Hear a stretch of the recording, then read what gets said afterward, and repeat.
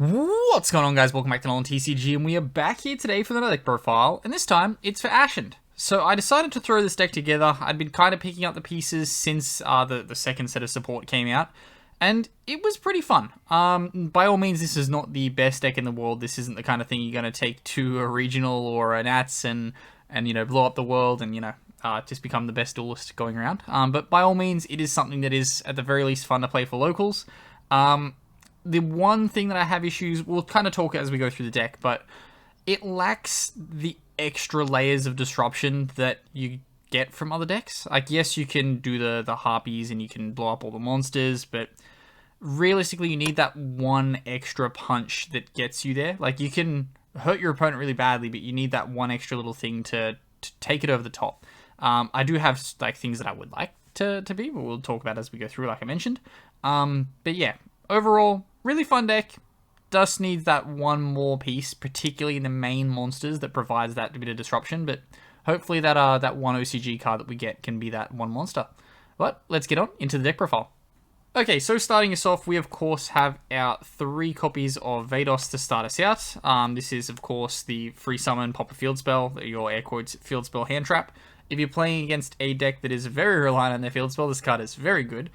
In a lot of the matchups that I played, however, that was not the case. There was one situation where it came up that it was just good to out their field spell, but then that kind of spiraled off with other things that you do, like you can Awakening your Vados and get the field spell out, and other stuff that you play that helps you with all of that. But then, of course, you get your board wipe when it leaves the field when you Super Poly. Then we have our starter, so 3 copies of Priestess. Spoilers, we are playing Bonfire later in the list because this is the card you would like to search off it. Ideally, you normal this, you special this, you get your search off, you start spiraling, and you get what you need, you keep the ball rolling and try and push for, I guess, the hard board wipe, and then try and get this back on your opponent's turn, get some recursion, get you pushing through. That is a weak point of this deck, is being able to push further once you do that. If your opponent kind of straggles around and hangs on with a couple of resources, it's quite hard to kill them again, and you really need to be able to resolve Priestess to get you what you need to then set up that next layer of disruption. Then we have our one-offs, because we are just playing the rest of them as one-offs. So we've got 1 copy of King, not as bad as it originally was now that you have more monsters to summon. Overall, it's still probably the worst one. Actually, no, I take that back. The other new monsters are the worst ones, let's be real. But of course, following up after that, we have the 1 copy of Hero. This card has a quick effect, which is good, but for some reason this one isn't. Spearhead. If this card was a quick effect, it would make this deck so much better. Instead, it is not. So the situations where you have the Awakening of Vados on top of your ability to do disruption, you can't then just summon the Spearhead and then have the Spearhead also be a bounce to threaten your opponent, because, you know, you can't have nice things. Yeah, why this wasn't a quick effect, I don't know. Realistically, a King probably shouldn't be a quick effect, I'll be real. But the others should be, like, especially Shaman. The shuffle back, draw one's like fine and all, but you don't really have the massive amount of... Oh, sorry, shuffle back, add the field spell. You don't have a massive amount of ability to link climb in this deck. Like, it is there, so it does come up sometimes, but often not really. Shaman's very much probably the worst one in the deck. But you play it just because you want to have that recursion sometimes. And then lastly, we have the last monster. Didn't play any monster-based hand traps. Imperm Spoilers is the only one that's in here. I played 1 copy of Rev Synchron, just to try and push through the Ancient Fairy Dragon line, which does come up. Very good.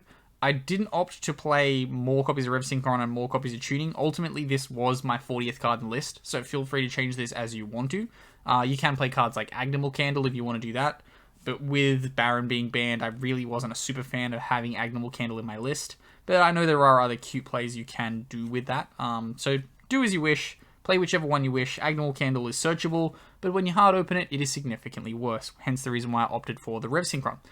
Then we get into our spells. So we've got 3 copies of Obsidian, the Ashen City. Makes the whole world go around realistically. You want to pop it, you want to get your searches off, you want to give it to your opponent, you want to do pretty much everything with it, except for the part where you make your opponent stuff pyro on your turn, which is cute. Doesn't come up as much as you think it would, especially if you've board wiped your opponent on the opposite turn. It doesn't really come back to you a lot with your opponent having cards, which is awkward, but it's fine. Then next off we have the Disruption. I did opt to play 3 copies of Rekindling just because I wanted to have as much disruption as possible. There was one situation that came up where I didn't have an Ashen card in my graveyard for it to be live, at which point I had to do some awkward plays to kind of leave an Ashen card behind, but ultimately it was fine. Then we just played 1 copy of Extinguished the Ashen. Yes, it does add consistency to your list, but I just felt as though I needed more space for other cards. I would probably maybe cut the... You can probably cut the Rev Synchron and increase your Extinguished of Ashen count. You can maybe cut a Rekindling and put Extinguished in. If you like 3 Extinguished, I'm not saying it's wrong. I'm just saying that I preferred to play the 1. Whenever it came up, I typically was searching it on the follow-up turn to then use it to extend through and try and rebuild that ability to break my opponent again. That's where that predominantly came up. So, yeah, good card. I just don't think it's a 3 of. Then, the card that I did think was the 3 of, 3 copies of Awakening of Vados. Yes, it locks you, but it gets you so much resources that you can't not play this card at 3.